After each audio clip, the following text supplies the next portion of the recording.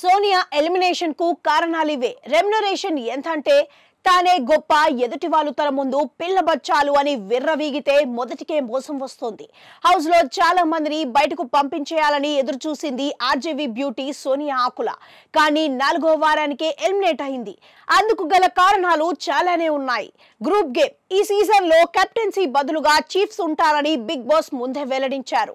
Show మొదలైన 2 రోజుల్లోనే ఎవరి సత్తా ఏంటో తెలుసుకోవడం కష్టం కాబట్టి నిఖిల్ తన ఫ్రెండ్ యష్మిని చీఫ్ గా సెలెక్ట్ చేశాడు. అందుకు సోనియా పెద్ద రాద్ధాంతమే చేసింది.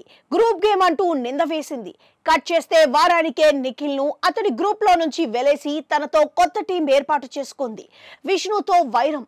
చిన్నోడు పెద్దోడు అంటూ పృథ్వీ నిఖిల్ తోనే ఎక్కువ ముచ్చట్లు పెడుతూ సోఫాలో సెటిల్ అయిపోయింది.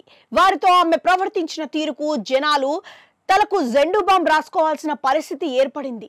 నిఖిల్ తో స్నేహం ఎలా కుదిరింది అని విష్ణుప్రియ క్యాజువల్ గా అడిగిన పాపానికి అడల్టరేటెడ్ కామెడీ అంటూ ఆమెను నిందించింది. మితిమీరిన హగ్గులు.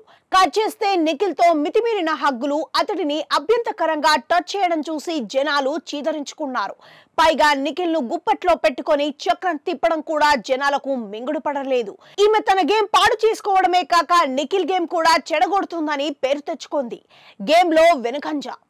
పైగా యష్మిని ఎంతసేపు నిఖిల్ పృథ్వీనే చూస్తే ఎలా అని సెటైర్లు వేసిన ఈమె మరి ఎంతసేపు ఆ ఇద్దరినే వెంటేసుకొని తిరిగితే జనాలు ఏమనుకుంటున్నారో అని కాస్తైనా ఆలోచించకపోవడం గమనార్హం. టాస్కుల్లోనూ పెద్దగా ఆడింది లేదు, కానీ ఆడినంత బిల్డప్ ఇచ్చింది. పారితోషికం ఎంతంటే ఆడపులి అన్న ట్యాగ్ కు కాస్తైనా న్యాయం చేయలేదు. 4వ వారమే ఎలిమినేట్ కావాల్సి వచ్చింది. ఈ 4 వారాలకు గాను సోనియా దాదాపుగా 6 లక్షల పారితోషికం తీసుకున్నట్లుగా తెలుస్తోంది.